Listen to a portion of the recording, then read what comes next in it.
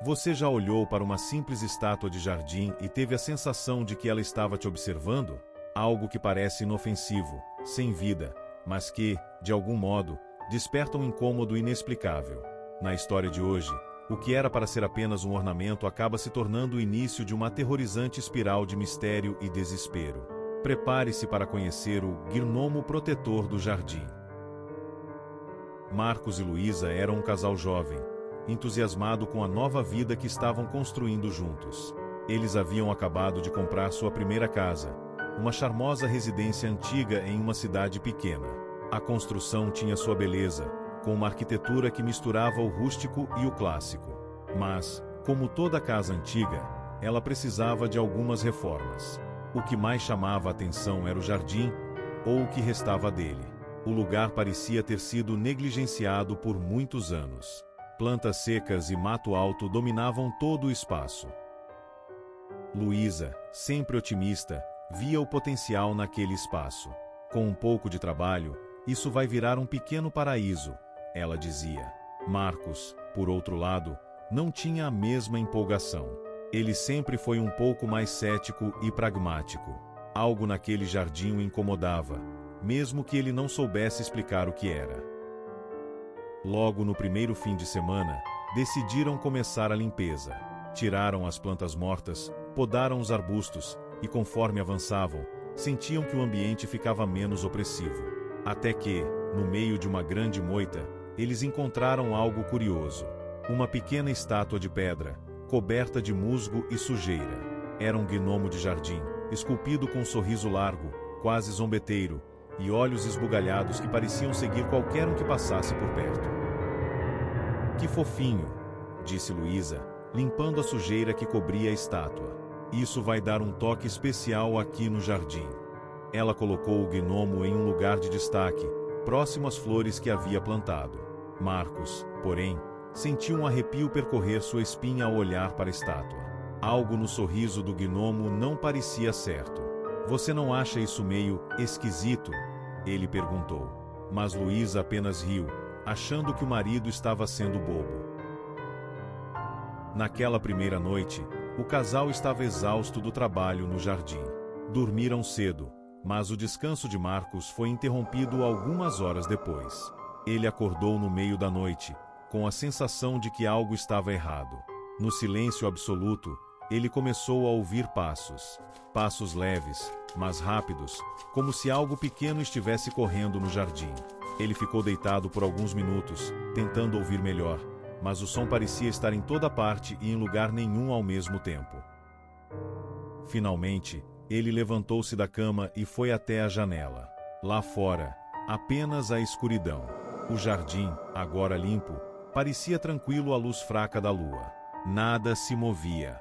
Mesmo assim, Marcos não conseguiu se livrar da sensação de que algo estava espreitando. Ele voltou para a cama, mas demorou muito para pegar no sono novamente.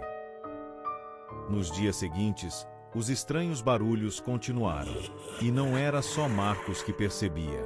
Luísa também acordava no meio da noite, assustada. Você ouviu isso? Ela perguntou em uma dessas noites.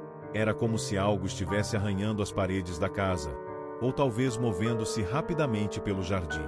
Mas, sempre que eles verificavam, não encontravam nada. As noites de sono tranquilo tornaram-se raras. O que antes parecia ser apenas um incômodo agora começava a se transformar em um medo crescente. Eles tentaram ignorar, acreditando que eram apenas sons normais de uma casa velha, talvez o vento mexendo com as plantas. Mas o desconforto só aumentava. Então, coisas mais estranhas começaram a acontecer.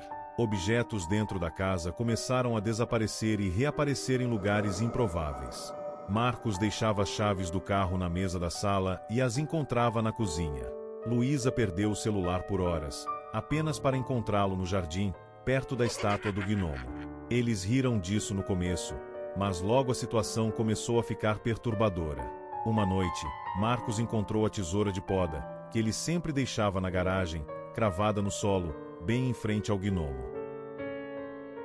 O tempo passou, e Marcos começou a notar algo ainda mais estranho. A estátua do gnomo parecia diferente. No início, estava coberta de musgo e poeira, resultado dos anos de abandono. Mas agora, a cada dia, o gnomo parecia mais limpo, como se alguém estivesse cuidando dele. Seu sorriso parecia mais largo, mais ameaçador, e os olhos... os olhos pareciam ter vida própria. Eles seguiam qualquer um que passasse pelo jardim, como se estivessem observando. Marcos tentou explicar suas preocupações para Luísa, mas ela achava que ele estava exagerando. Você está cansado, só isso, ela dizia. Estamos mexendo em uma casa antiga, é normal que algumas coisas pareçam estranhas. Mas Marcos não conseguia ignorar o que sentia. Ele sabia que algo estava errado com aquela estátua. Uma noite, decidido a acabar com aquela sensação de desconforto, ele saiu para o jardim, armado com uma lanterna. O ar estava frio e o vento soprava suavemente, mas o silêncio era opressor. Ele caminhou até a estátua do gnomo, sentindo o peso de seus próprios passos. Quando estava bem próximo, sua lanterna começou a piscar. Ele parou, tentando ajustar o foco, mas de repente a luz apagou completamente. No momento em que tudo ficou escuro, ele ouviu uma risada, baixa, quase imperceptível, mas claramente ali, a poucos metros de onde ele estava. Marcos ficou paralisado por um momento, o coração batendo acelerado. Ele sabia que não estava sozinho, mas antes que pudesse reagir, a lanterna voltou a funcionar. E lá estava o gnomo, imóvel como sempre, mas seu sorriso parecia ainda mais largo, mais sombrio. Marcos voltou correndo para casa, perturbado. Quando entrou, encontrou Luísa na sala, confusa, perguntando o que estava acontecendo. Ele contou tudo o que havia sentido, ouvido e visto. Pela primeira vez, ela não riu. Algo na expressão de Marcos a fez perceber que aquilo não era mais uma brincadeira. Decidiram, então, pesquisar a história da casa. Depois de algumas horas de busca, descobriram que a casa havia pertencido a um homem solitário, um jardineiro excêntrico. Ele tinha uma obsessão por gnomos de jardim, mas não eram apenas enfeites para ele. Segundo relatos antigos, o homem acreditava que os gnomos tinham poderes especiais. Ele realizava rituais no jardim, oferecendo presentes para as estátuas, acreditando que elas protegeriam sua propriedade. Mas havia mais na história. O jardineiro desapareceu misteriosamente. Alguns diziam que ele havia fugido, outros acreditavam que ele havia sido levado pelos próprios gnomos que tanto adorava. Depois de seu desaparecimento, ninguém mais quis morar na casa por muito tempo. Todos os que tentaram relataram sentir coisas estranhas, especialmente no jardim. Essa descoberta fez o casal entender que estavam lidando com algo muito mais sério do que imaginavam. Decidiram que precisavam se livrar da estátua o mais rápido possível. Na manhã seguinte, Marcos pegou um martelo, decidido a destruir o gnomo. Ele o trouxe até a garagem, longe do jardim. Levantou o martelo e o desceu com toda a força sobre a estátua. Mas o gnomo nem sequer trincou. Ele tentou mais algumas vezes, mas foi inútil. Era como se a pedra fosse indestrutível.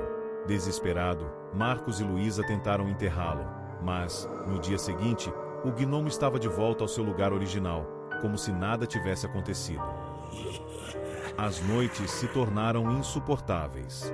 Agora, os barulhos não vinham apenas do jardim, mas de dentro da casa. Sons de passos, risadas abafadas, e uma sensação de que alguém, ou algo, estava sempre à espreita. O medo os consumia. Eles não podiam mais ficar naquela casa. Sem outra escolha, Marcos e Luísa decidiram abandonar a casa e se mudar para outro lugar. Deixaram tudo para trás, inclusive o gnomo.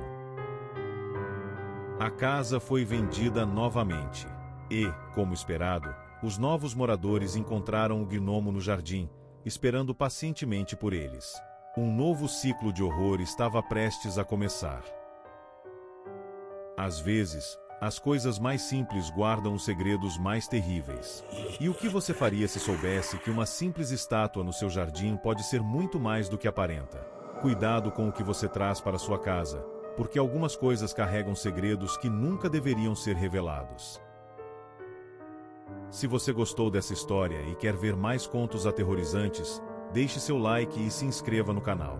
E não se esqueça, um novo vídeo está aparecendo na tela agora mesmo. Até a próxima!